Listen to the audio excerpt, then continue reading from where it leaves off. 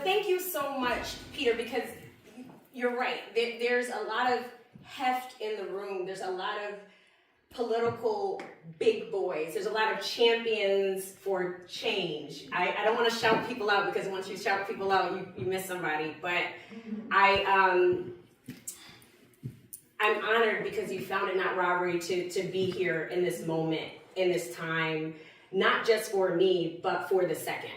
And I think that there's a legacy of the second.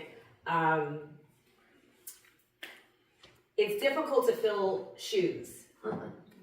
And I said to my Emerge sisters, I'm in a cohort called Emerge.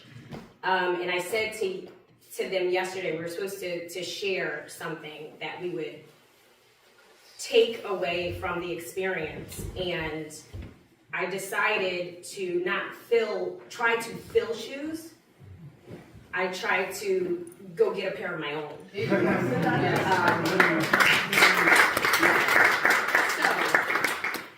With that being said, thank you for being here.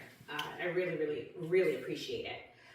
I had so many remarks that I was going to share with you, written, ready to go. I have my talking points so I don't forget things. And then I received a call on my way here from my mayor. And I realized I can give you high-level overview of all the things that I want to change for Hartford, Bloomfield, Windsor, for Connecticut. I could do that, and I will.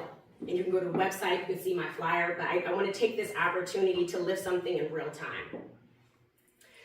The town of Windsor referendum didn't pass by 4 votes, which means that we possibly have to go back to the drawing board. As vice president of the Board of Education in Windsor, I now have to take back to my caucus that we have to cut more. Why would we have to cut more? Because on the state level, we're not getting the funds that we normally get, which was not enough to begin with. It wasn't enough. We were sent back because everybody has to shoulder up. We got to, do more with less. Isn't that what we're all doing? Bloomfield, is that what we're doing in Hartford? Oh, yes. Nearly 400 roles, Hartford Public Schools will be cut. There is a call to action. And over my time in politics, over my time in civic engagement, along the way, whether it's when I was at Department of Social Services, they saw me doing the work, so asked me 2663, they asked me to be a steward. I didn't know what that meant. They said, you're already doing it. So that was, 2000, maybe 12-ish. 2018, I was tapped to take a seat on the Board of Education because there was an opportunity. Someone was going over to the town council side. I said, I don't know how to do that. They said, you're already doing it. So I did it. And I've been doing good there. Really, really good work there. And then this opportunity comes up. I said, I don't know how to be a senator. You're already doing it. You're already being able to tap in and fill in when the person doing the role isn't already doing it. You're answering the phone, you're leaning in, you're engaged, you're making sure that people feel seen and heard. Why not? My grandmother always said, when we turned 18, before we turned 18, all of us grandchildren, we were told we had to register to vote. We knew that. We knew that. But she said, voting is not enough. Voting is not enough. Making sure the right people are in the spaces, making sure once they are in those spaces, they're held accountable, making sure that you're not only voting, but you're bringing folks along to vote with you. There's always more that we can do. So when I'm asked, why am I doing this? Because there's more that I can do.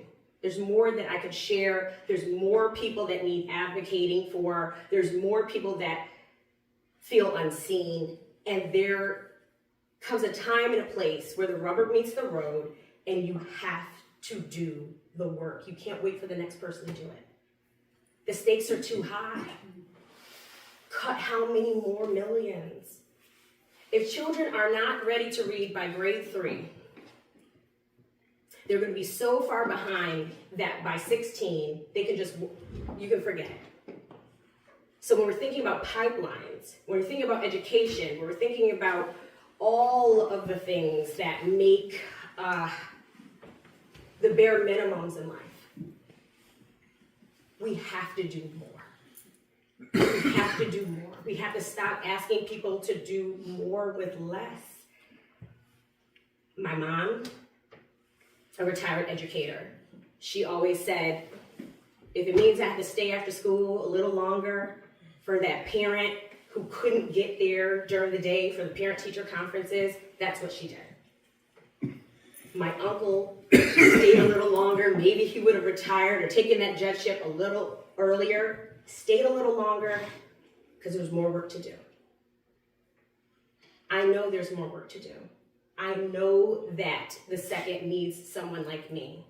And I hope that if you leave this room with anything else, if someone asks you about me, you'll say, she's a workhorse, not a show horse. She believes in what she's doing, and that I fight for every child and every person as if they were my own. I'm a single mom of 2. I work in corporate America. I could just turn a blind eye and act like I don't know the things that I know, but I can't do that. My grandmother put me in the spaces, my uncle, my family put me in spaces to know if you can do better, you should do better. So I thank you for being here. I appreciate your time. Volunteer. You knock doors. If you can't do the doors, Miss Elaine said she'll get on the phones. But again, I need your support. I have the money. I already did that. So anybody who gave, thank you so much. And we just heard that I'm the first in the state. Yes. First in the state to get the citizens to get recommended for the grant. Yep.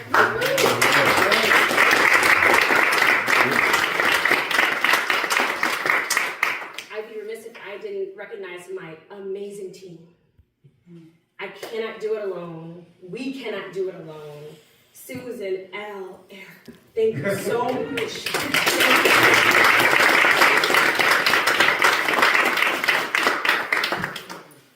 I need your support here in Bloomfield, in Hartford, Windsor.